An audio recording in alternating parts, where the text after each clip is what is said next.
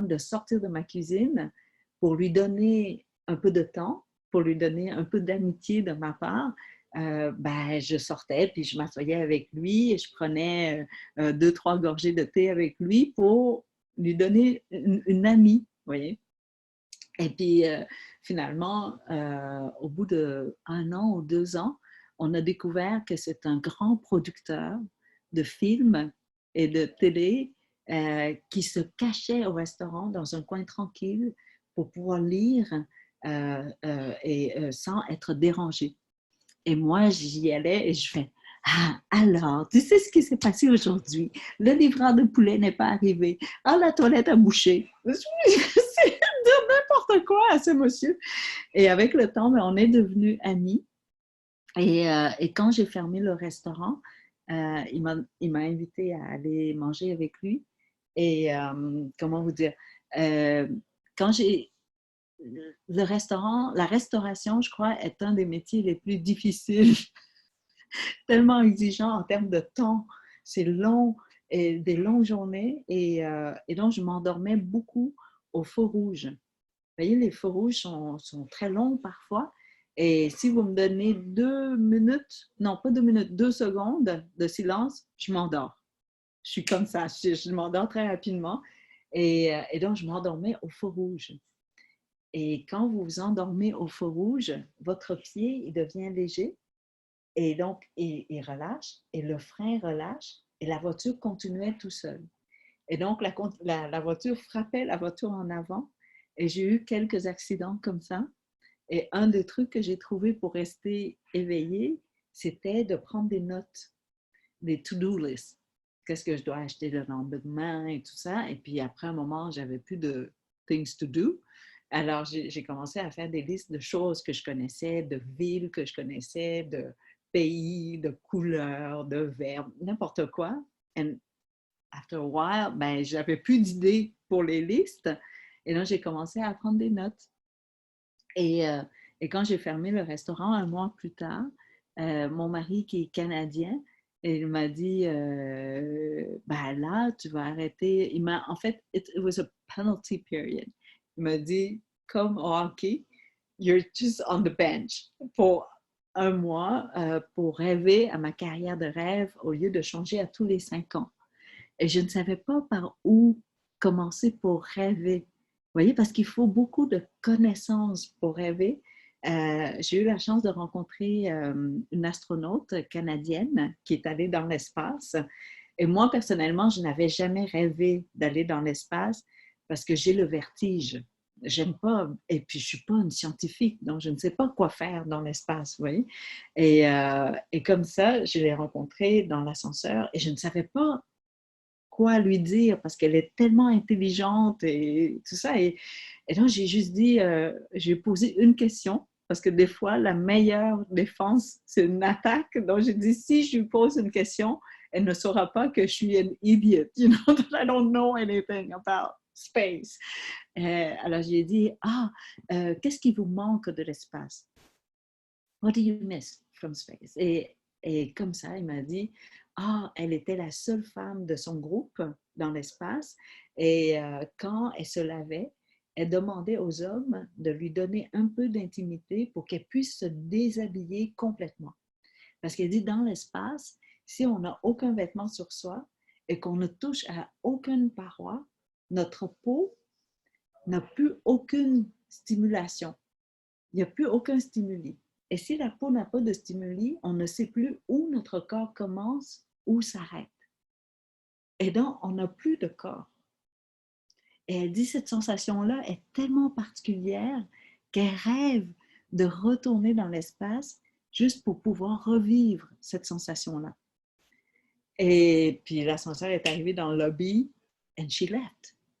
Et là, moi, j'avais plein de questions pour elle. J'ai dit, did you have to wear a bra?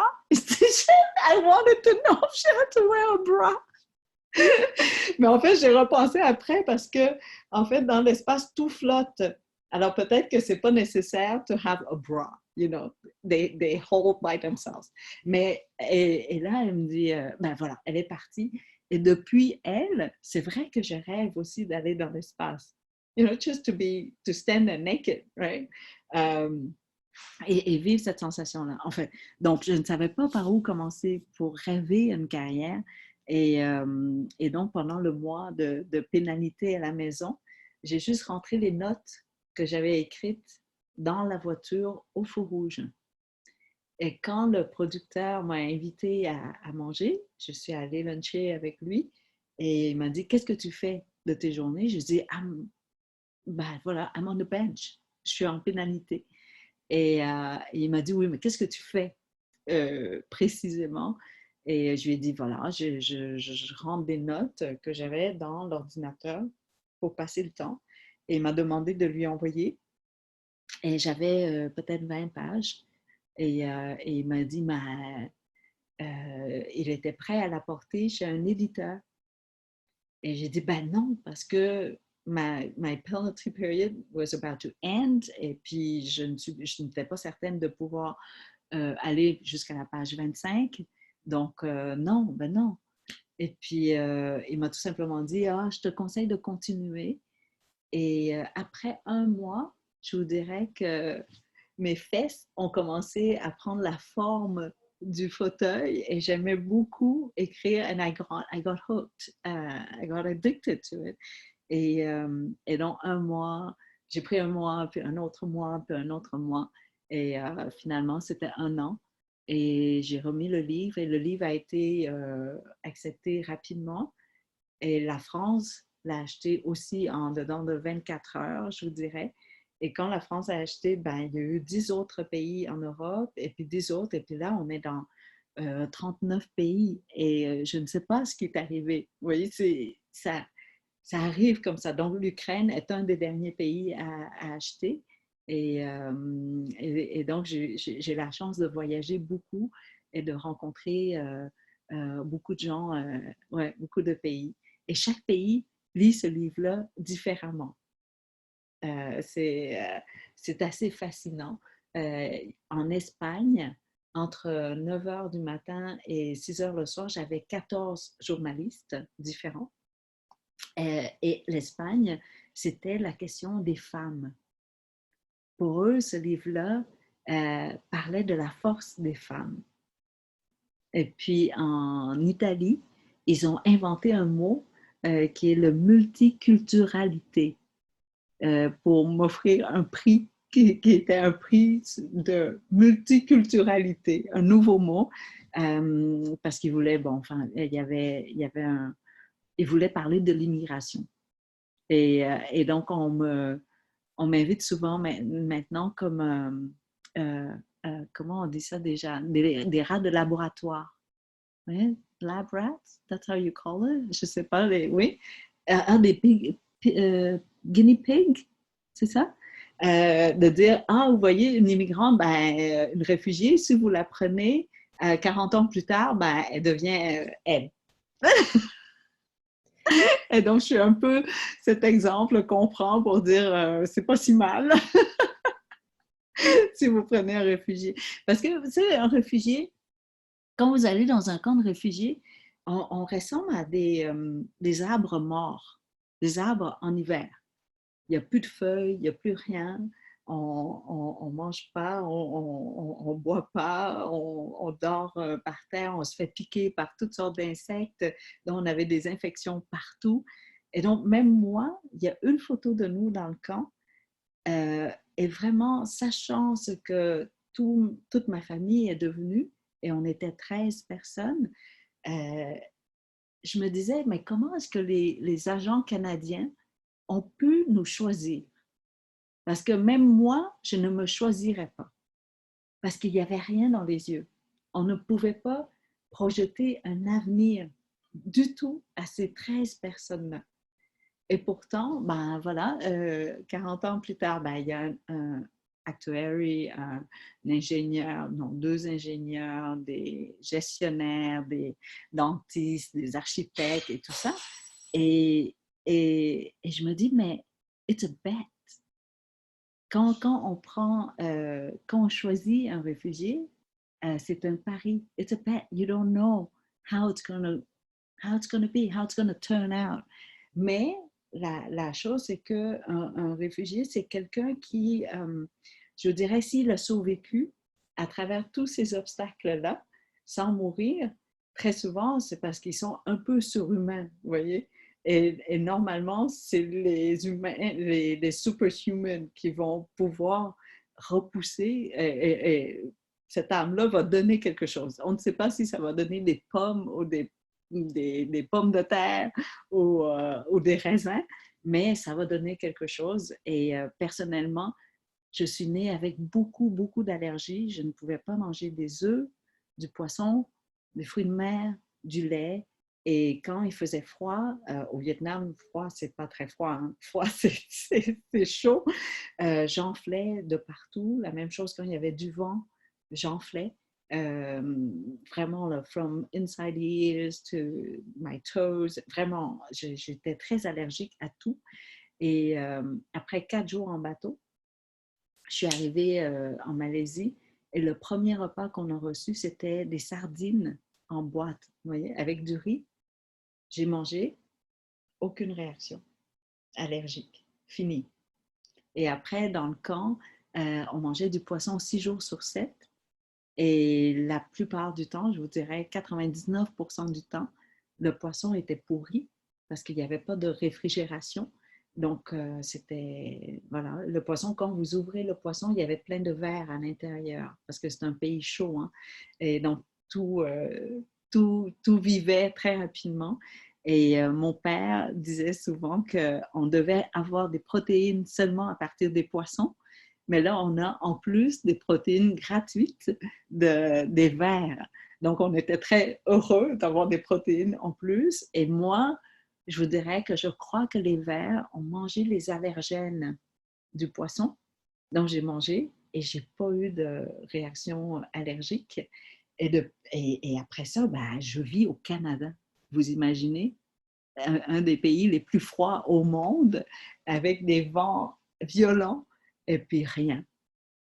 Je suis encore très forte. Donc, je crois que ceux qui survivent, qui réussissent à survivre à tous ces obstacles-là, un peu comme un athlète. Un athlète, c'est quelqu'un qui met plus de poids pour soulever, qui court des plus longues distances et tout ça pour devenir plus fort. S'il réussit à le faire, il devient très, très fort.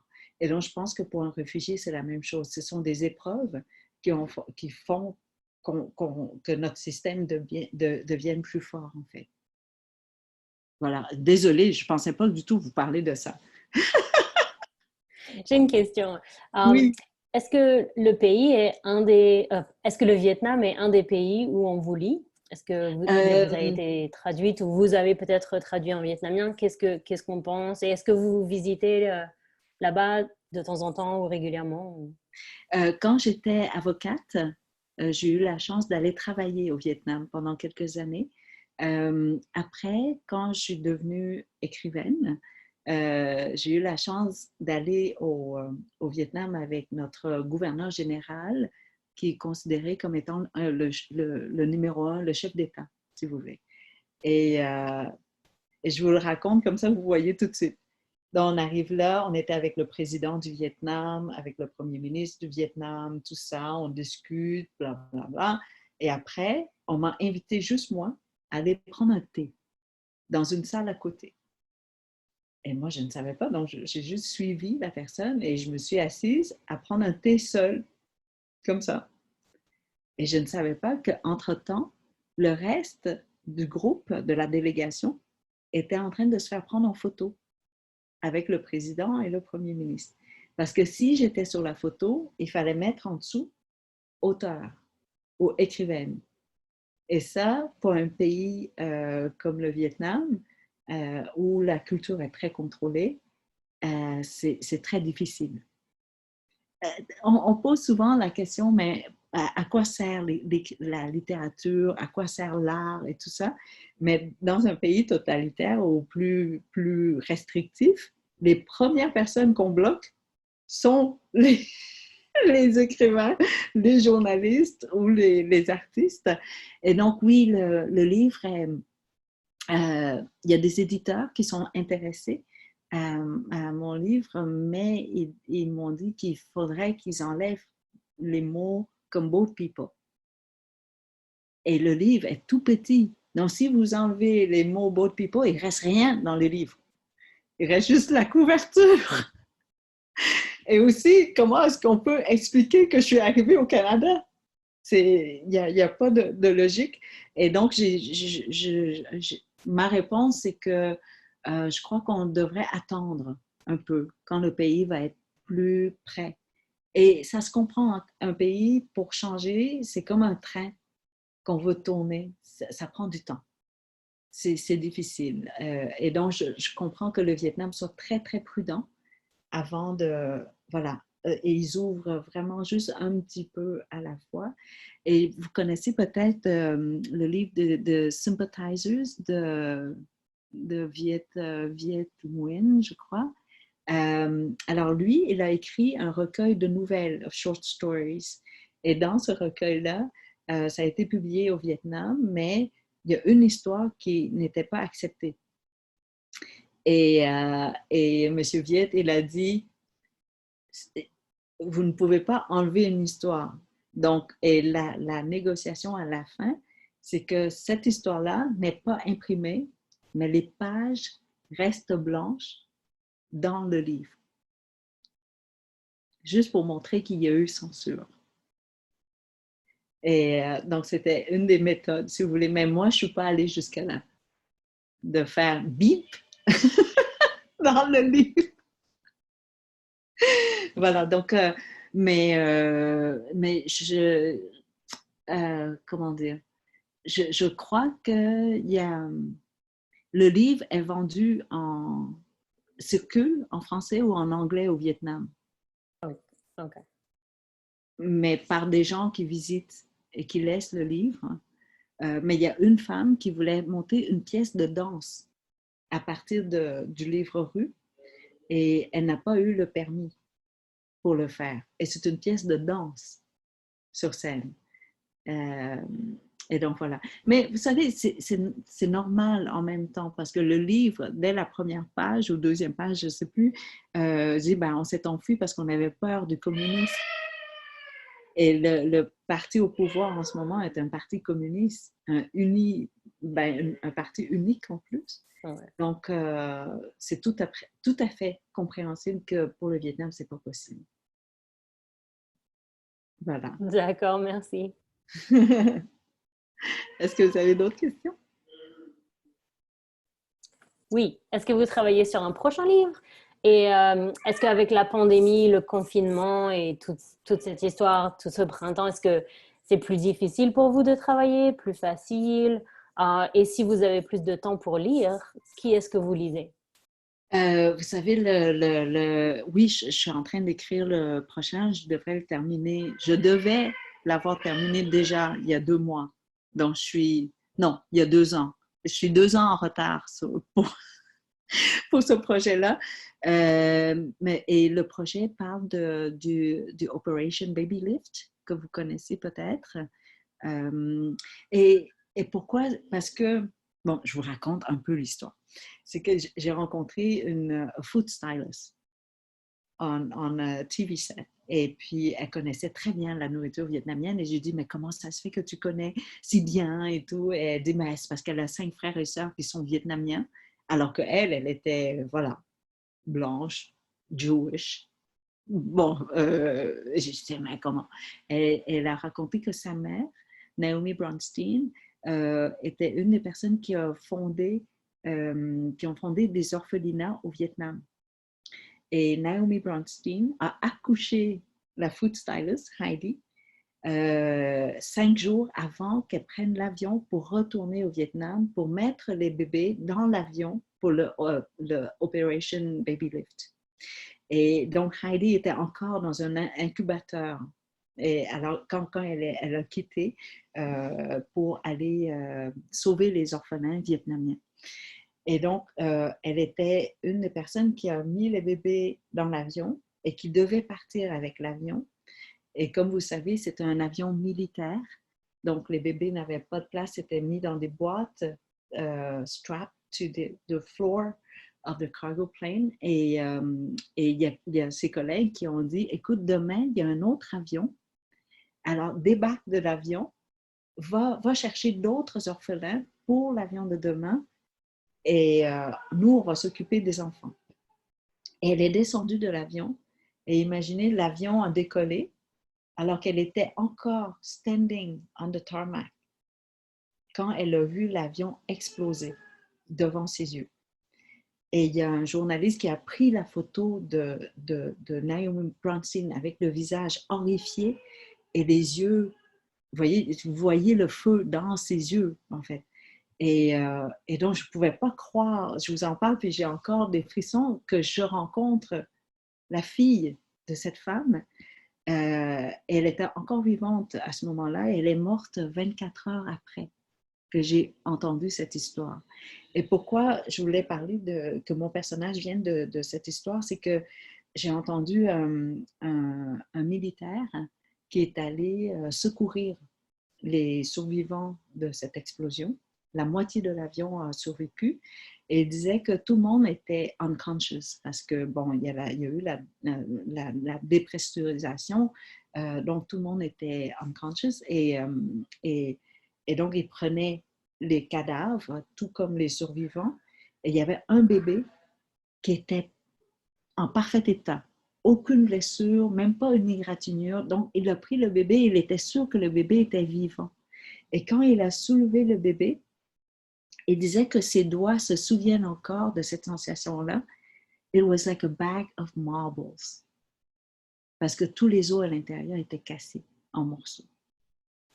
Et donc, 30 ans plus tard, quand il a parlé, c'était 30 ans plus tard, il dit cette sensation-là est encore sur le bout de ses doigts.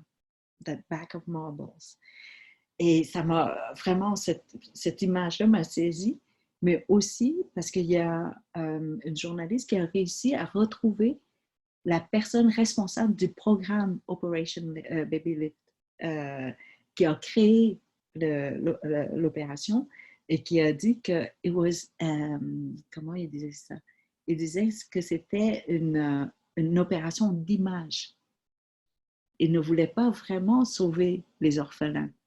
Parce que le message avancé, c'était de sauver les orphelins métissés, vous voyez, moitié-moitié, parce qu'il disait que si on laissait les enfants métissés au Vietnam, ils allaient être torturés ou maltraités par les communistes, parce qu'ils portaient l'image de l'Amérique.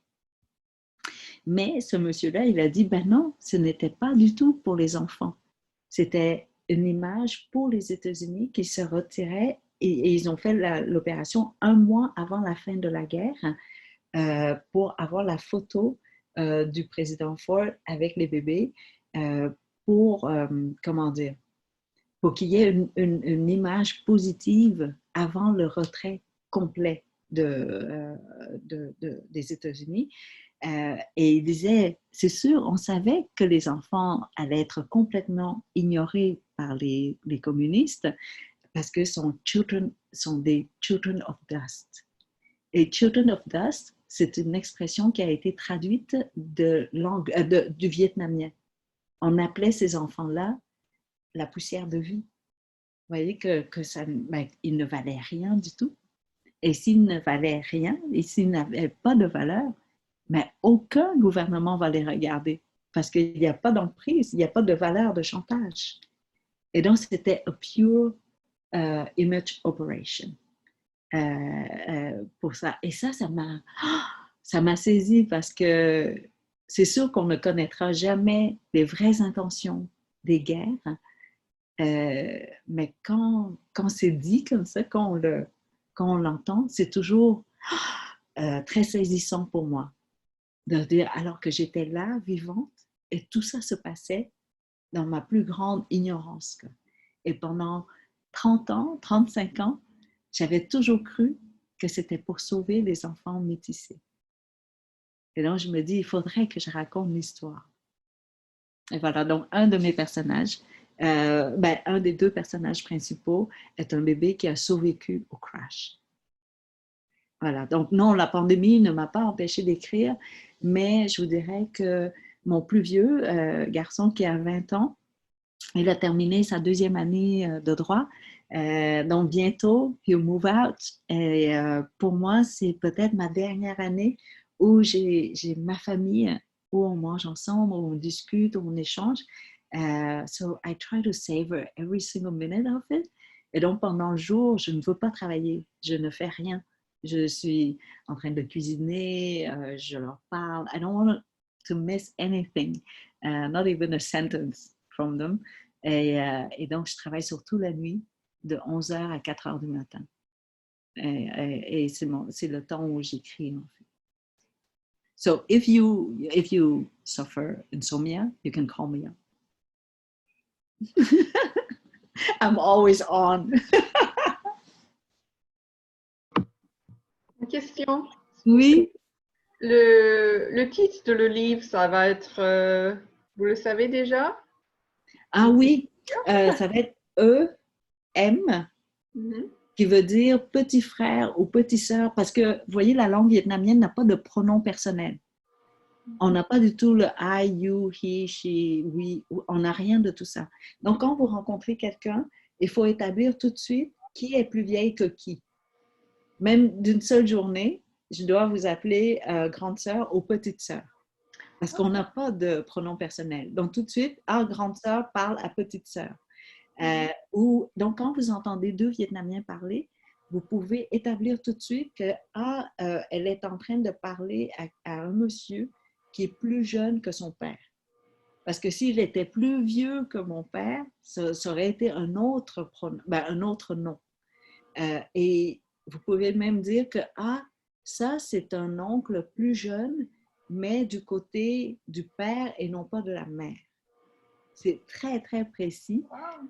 Ouais, et c'est assez compliqué, en fait. Et donc, M, c'est un des pronoms qu'on utilise pour parler à quelqu'un qui est plus jeune. Et parce que quand, dans la relation vietnamienne, c'est que les jeunes doivent obéir aux plus vieux et les plus vieux ont le devoir de bienveillance sur les plus jeunes.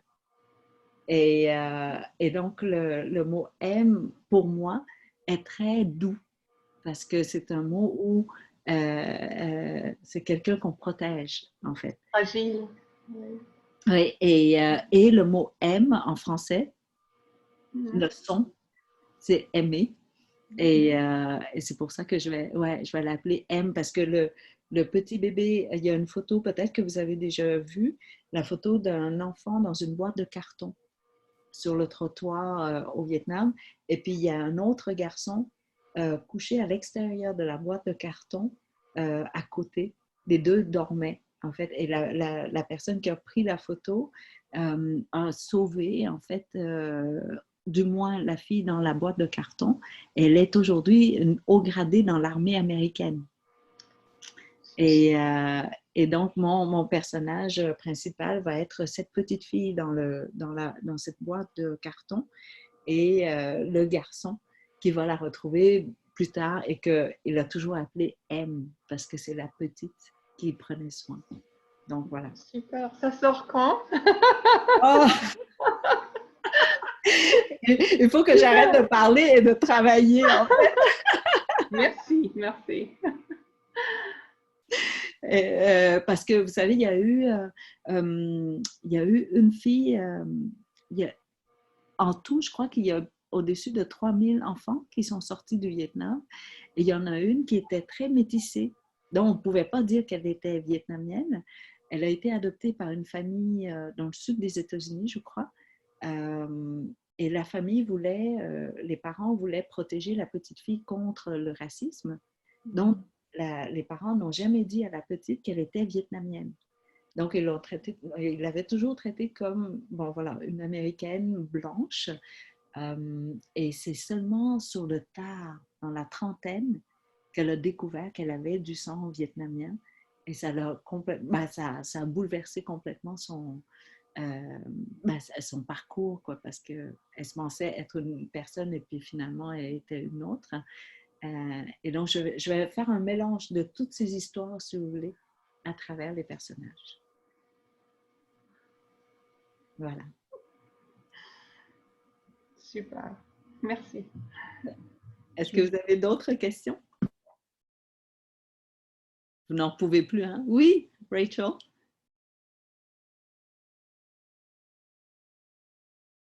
On ne vous entend pas.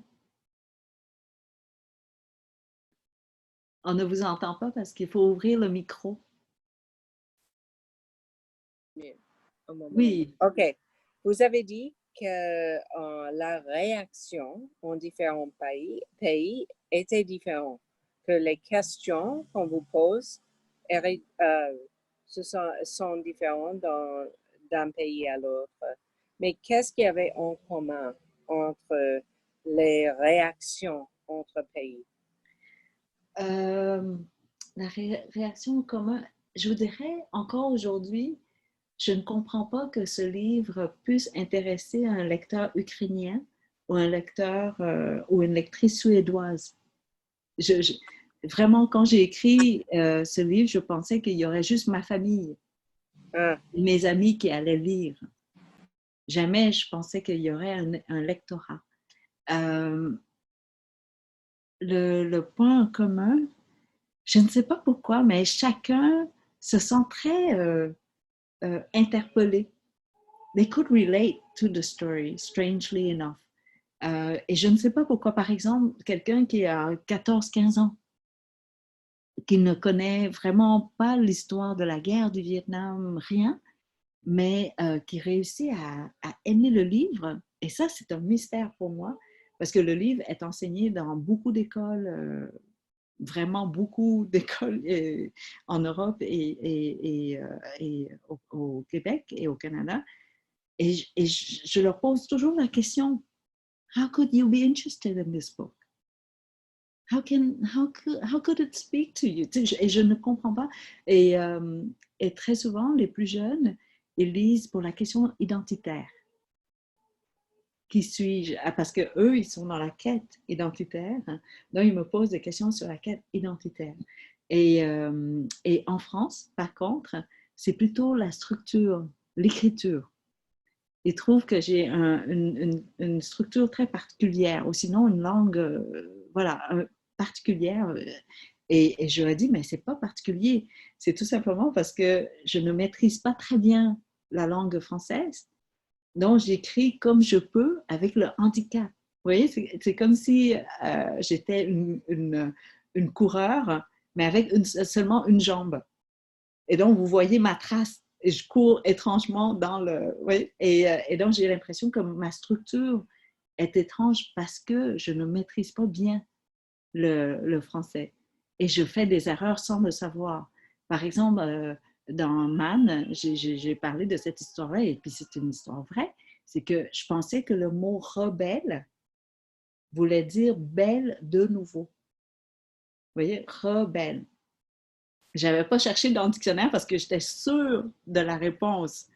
Et donc, je disais, ah, mais quel beau mot, rebelle, redevenir belle. Et donc, j'ai écrit toute une dissertation sur la rédemption, comment regagner sa beauté. Et j'ai eu 0 à l'école, évidemment, parce que c'était une erreur monumentale, vous voyez. Et donc, je suis sûre que dans mes structures de phrases, dans ma façon de construire le français, il y a quelque chose qui est étrange parce que je ne connais pas bien la langue. Donc, la France m'a accordé ouais, des prix et tout ça pour la langue, pour la structure. Et autrement, je crois que oui, j'ai trouvé le point en commun. Le point en commun, c'est tout le monde dit que je parle des histoires atroces, mais on a l'impression que c'est beau. On a l'impression que je parle de beauté alors que je suis en train de raconter les histoires les plus horribles. Et donc, c'était ça la particularité. Vous avez raison. Voilà, le point en commun, c'est ça. Vous êtes la première à me demander, donc il fallait que je réfléchisse. C'est le style qui est beau. Je trouve votre écriture très belle et pas du tout bizarre. Et c'est très bien écrit. Et c'est peut-être ça, justement, qui attire aussi. C'est pas seulement le contenu, mais c'est vraiment le langage, la façon dont vous utilisez les mots. Et oui, parler de choses atroces, si c'est très bien écrit, c'est quand même... C'est bien. Et il n'y a pas le mot qu'on utilise souvent pour le dire, c'est misérabilis. C'est ça. On dit que je n'utilise pas du tout le misérabilisme. J'ai appris depuis des journalistes parce que je ne connaissais pas le mot avant. Mais vous savez, la langue vietnamienne est monosyllabique. Il y a juste un son par mot parce que la langue vietnamienne vient du chinois. Donc, c'était une langue qui avait été construite selon les dessins, les images et les idées et non pas les sons. La langue anglaise, la langue française est au son. Donc, quand vous voulez faire un nouveau mot, vous ajoutez une syllabe. Donc, constitution, constitutionnel, constitutionnellement, anticonstitutionnellement. Donc, c'est une langue pour moi qui est horizontale. Alors que la langue vietnamienne est tonale. La, la, la, la, la. Et chaque son a un sens différent, comme le chinois. Mais avec la colonisation française, la langue vietnamienne a été transformée pour être écrite avec l'alphabet ABC. Et donc, c'est une langue qui est complètement tordue parce qu'elle avait été créée à partir des images, mais maintenant, elle fonctionne avec les sons. Et donc, quand on regarde un mot écrit en vietnamien, ça ne dit plus rien. Parce qu'on a complètement été coupé ou enlevé de la racine de la langue. Et donc, quand j'écris en français, je crois que la sonorité monosyllabique est encore dans ma tête. Et donc, la façon que je combine les mots vient peut-être de cette langue monosyllabique et vient peut-être de cette langue imagée, en fait. Ben, comme vous le savez, et c'est tellement beau, le chinois, justement, de dire le mot repos, c'est un arbre avec une personne, parce qu'à l'époque, quand on voulait se reposer, ben, on s'appuie contre un arbre. Et le mot que j'aime beaucoup, c'est le mot sourire. C'est la combinaison entre un œil et un grain de riz. Et ça donne le mot sourire. Pourquoi? Parce que quand on sourit, ben, les yeux deviennent aussi petits qu'un grain de riz. C'est magnifique, non? Et le mot amour, non pas amour, mais le mot aimer, c'est une combinaison de cœur, main et un caractère qui ressemble à pied. Parce qu'on dit que quand on veut exprimer notre amour à quelqu'un, si on veut aimer quelqu'un, on doit prendre son cœur dans sa main et marcher jusqu'à la personne qu'on aime pour le lui offrir. Et donc, c'est une action très longue, mais tout ça donne un son. I. I, c'est cœur, main, pied et tout ça ensemble pour faire I. C'est vraiment très... Et donc, je pense qu'il y a toute cette combinaison-là qui a fait en sorte que j'ai une langue un peu particulière. Mais voilà, c'est le seul point en commun, c'est que tout le monde trouve que je souris beaucoup.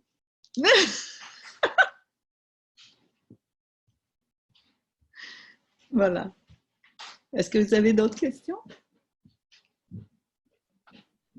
Là, vous n'en pouvez plus, hein? Vous allez dire, OK, Kim, shut up already. Pas du tout, mais on sait que vous avez une vie très chargée et on ne veut pas prendre trop de votre temps, mais on est toujours content d'écouter les histoires. Alors, donc, je ne sais pas s'il y a d'autres questions ou... Je peux, si vous n'avez plus de questions, attendez. Est-ce que vous voulez une histoire sur... il faut quand même 10 minutes. Est-ce que vous êtes prête pour cette histoire sexy? Oui. En tout cas, mais de toute façon, si vous voulez quitter, vous pouvez juste faire quitter et je ne saurai jamais.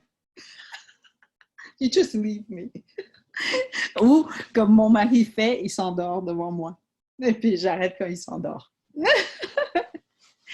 Alors, Anne, je ne sais pas si je l'ai déjà raconté quand j'étais à Milwaukee, mais on nous pose souvent la question, pourquoi lire? Ça sert à quoi lire? Et puis, c'est vrai, c'est très difficile d'identifier l'effet de l'écriture. Qu'est-ce que ça nous apporte? Comment qualifier ou quantifier l'effet de la littérature, de lire un livre? Mais j'ai eu la chance de vivre une histoire qui illustre parfaitement pourquoi on lit. Et donc, je vous la raconte. J'ai la chance de voyager beaucoup. Et la première fois que je suis allée en Italie pour la sortie du livre, c'était la personne qui m'écrivait, c'était Marco, et qui était le press agent. Et puis bon, ben, on écrit, je lui envoie des documents, puis tout ça. Et je n'avais pas cherché à savoir à quoi il ressemblait parce que je me dis, I'm a visible minority à Rome, donc il va me retrouver à l'aéroport, pas de problème. Donc, j'arrive là, les portes s'ouvrent et au bout de cet espace, ben, il y avait un homme magnifique. Je ne sais pas quel âge qu'il avait, mais un âge parfait. Vous voyez, que vous ayez 18 ans ou 88 ans, vous dites, this is for me. Oh, it fits. Il était en skinny jeans avec un veston coupe italienne et puis un chapeau comme ça, un peu tilted à la Tom Waits, avec des grands yeux bleus, un énorme sourire qui me regardait. Et là, j'ai dit, oh mon Dieu, mais c'est Marco.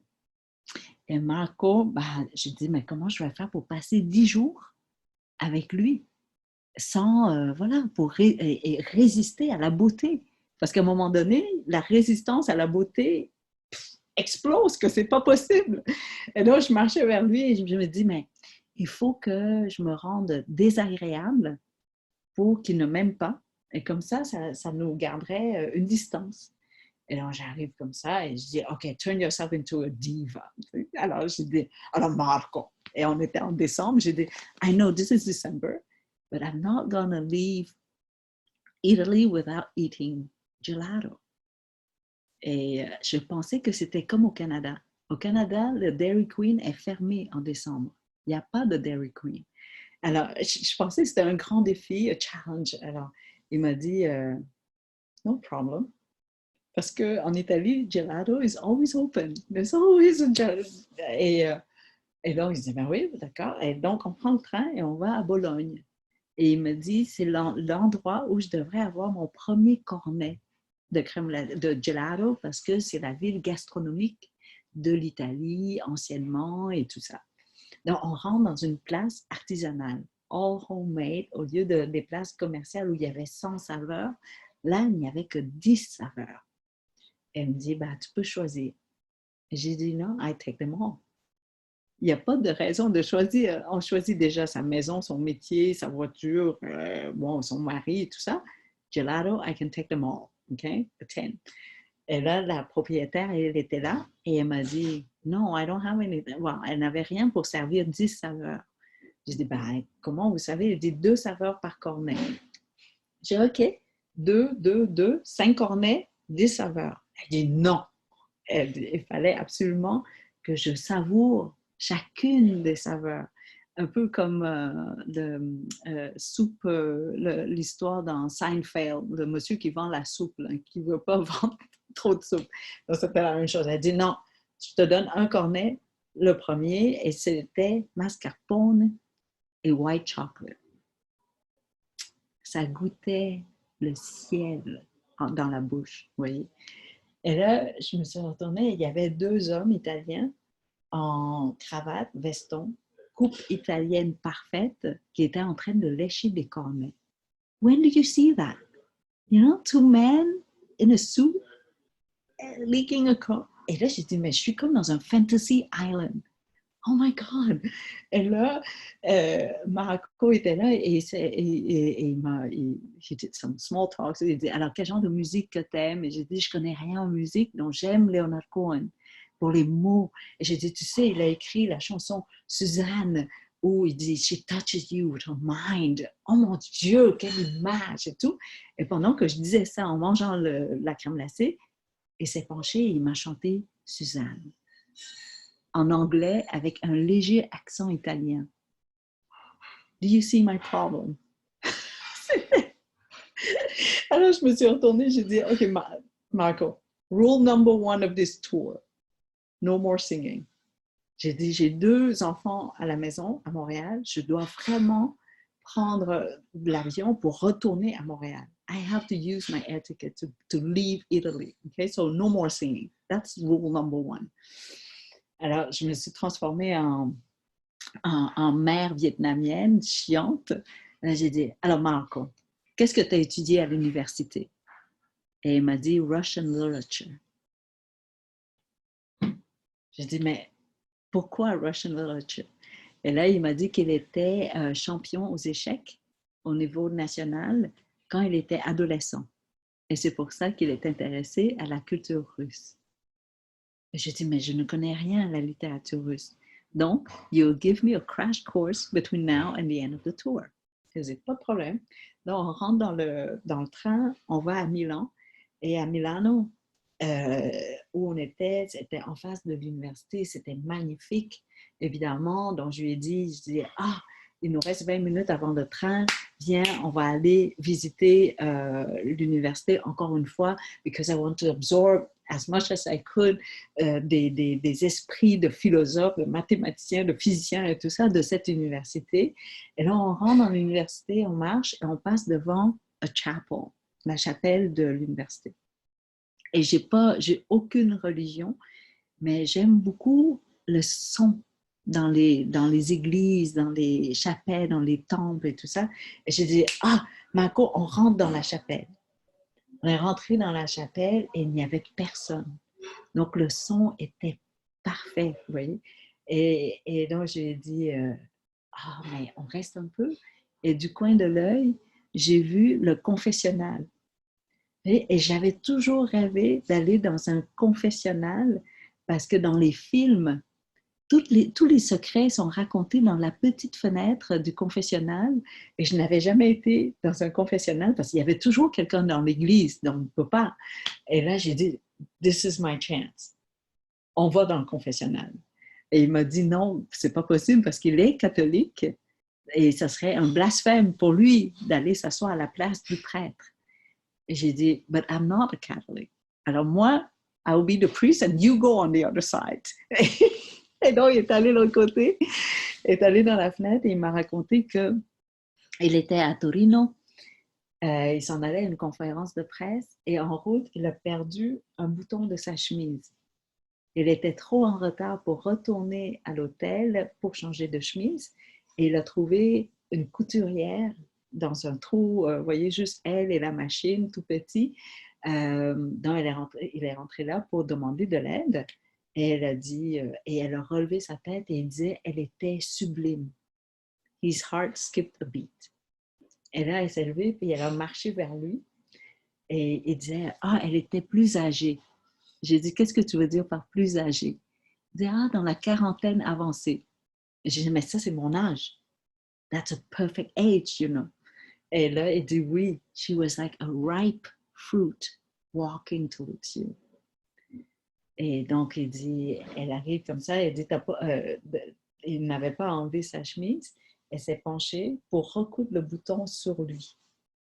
Et il disait que elle tenait la chemise un peu loin de lui pour ne pas lui faire mal avec l'aiguille, et il entendait son cœur palpiter comme ça, parce qu'il était tellement nerveux de voir cette femme si belle à côté de lui et tout, et il dit, you know, and I'm a man, I cannot hide everything. And she was next to it, and I was about to implode.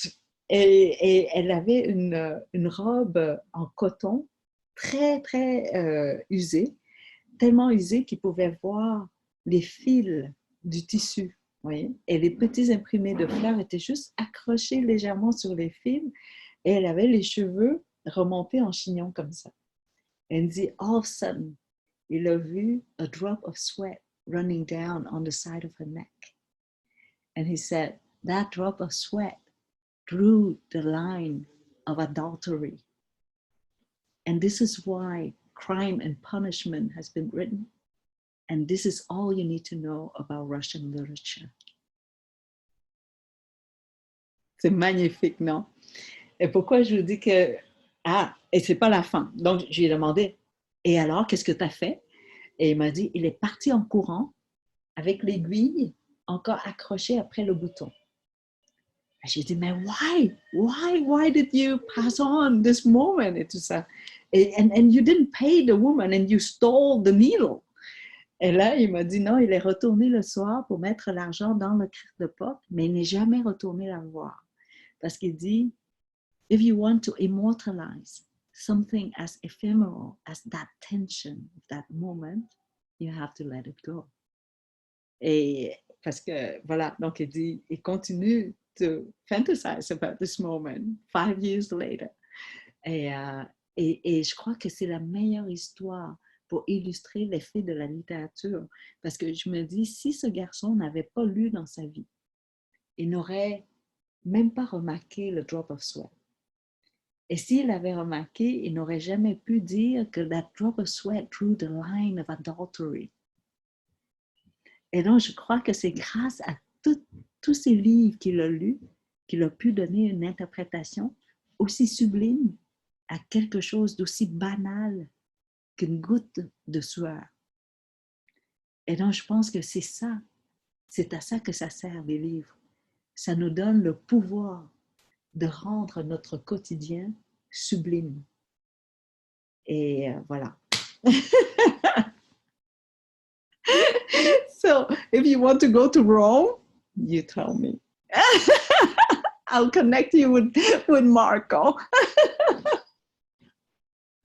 Donc, quand on me dit que je suis une femme résiliente, that I'm a strong woman or whatever, no, I'm not.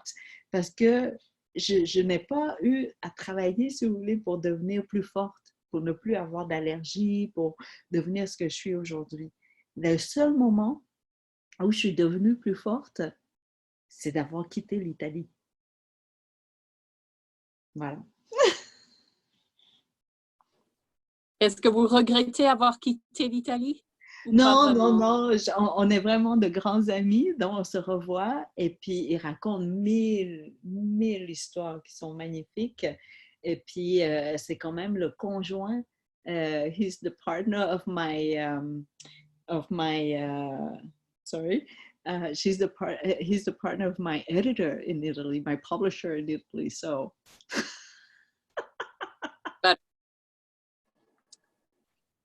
That's a good way to keep everybody in place. Exactly. On pourrait parler toute la nuit, mais je sais que vous avez une famille, beaucoup de projets et on attend avec impatience la sortie du livre M, qui devrait paraître quand? Si tout va bien, peut-être novembre, fin novembre.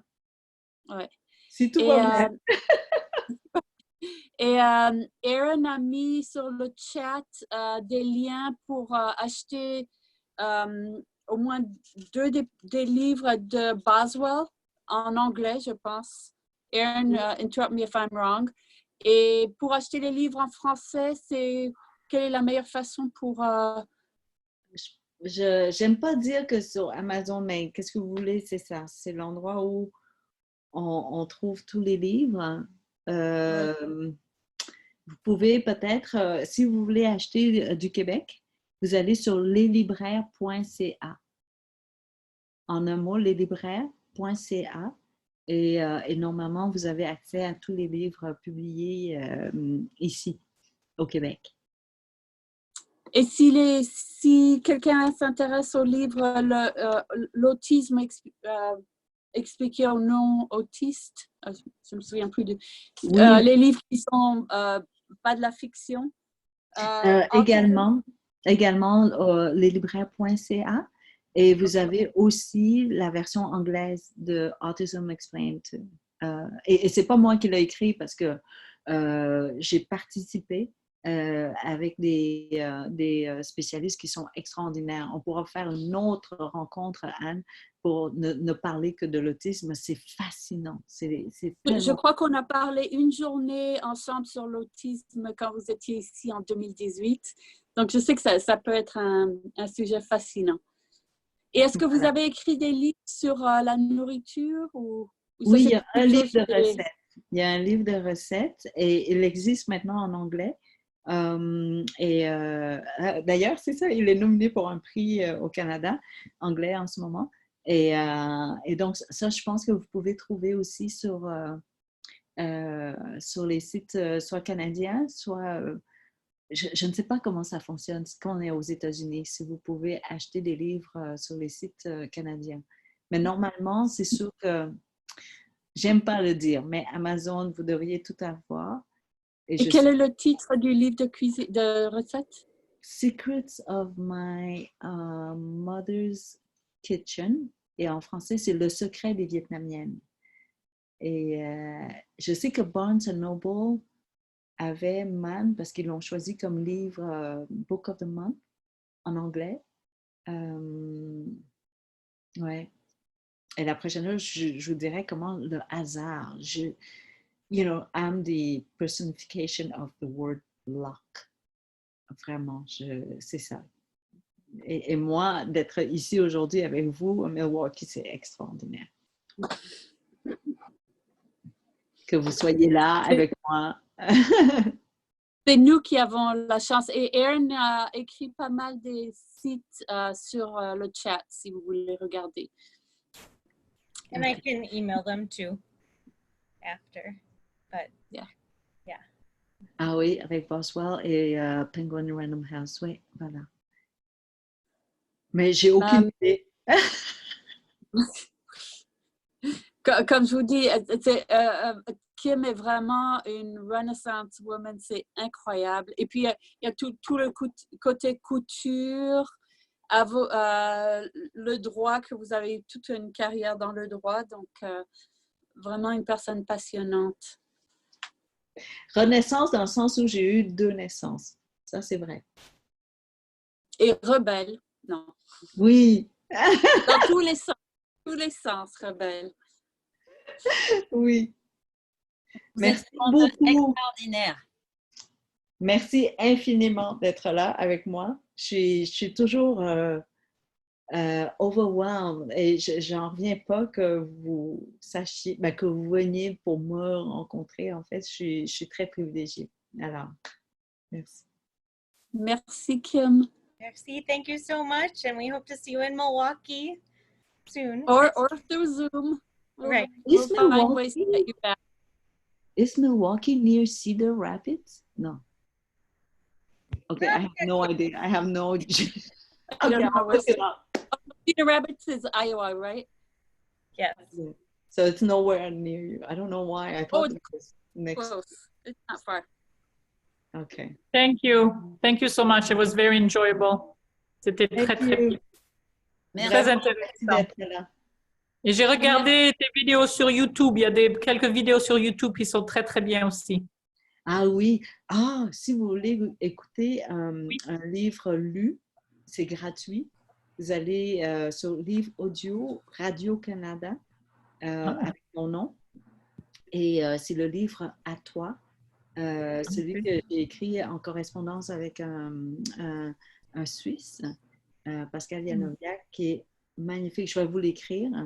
Et c'est oui, la voix de Pascal, c'est pas du miel. La voix de Pascal, c'est comme, vous voyez, la douceur du foie gras poêlé dans la gorge, avec le sucré de la figue que vous faites sauter là en même temps, avec la texture, vous voyez, de la figue enrobée dans une gorgée de sauterne. Oh! Je suis du sud-ouest, alors ça sent très bien la maison, là. Oui, hein? Et ça, c'est la voix de Pascal. Quand vous l'écoutez, là, il faut écouter ça avec les écouteurs, les pieds sur un pouf, un verre de vin, et vous partez. Wow! C'est la jouissance. Redites comment ça s'appelle le Oui, livre? je vous l'écris ici. Oh, comment on fait ça déjà? Comment est-ce que j'écris dans Converser, c'est ça? Oui, ici, oups, je ne sais pas pourquoi je ne peux pas vous écrire. It might be because, here, wait, let me try something. Oh. Ah oui, ici, alors, Radio-Canada, livre audio, Kimitri. Donc, normalement, si vous me donnez un instant, je vais vous donner l'adresse exacte. Livre audio et vraiment la voix de Pascal. Et entre vous et moi, là, pour moi, c'était là où j'étais à mon meilleur. Je trouve que c'est là où j'ai le mieux écrit. Donc voilà. The chat might work now. I made you a co-host if you want to Thank add. you. Okay. Attendez. Pourquoi I cannot go? Where am I? Am I gone? No, I'm not gone. Hold You're on. here. Okay, I'm here. You're here. I'm really bad at this. Where am I? Oh, here. Take your time. Okay, you have it? You have the link? Nope. Oh, where am I? Maybe you have to do send. Maybe return. Okay. I don't know why I don't see you no more.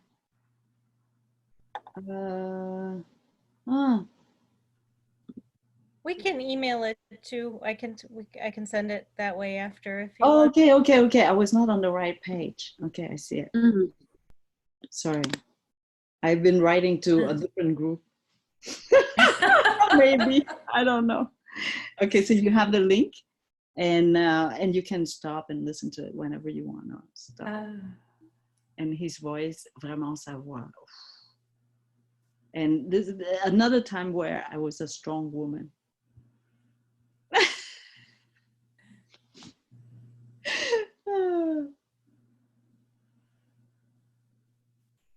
Merci mille fois et vous nous avez vraiment donné le goût de plein de choses.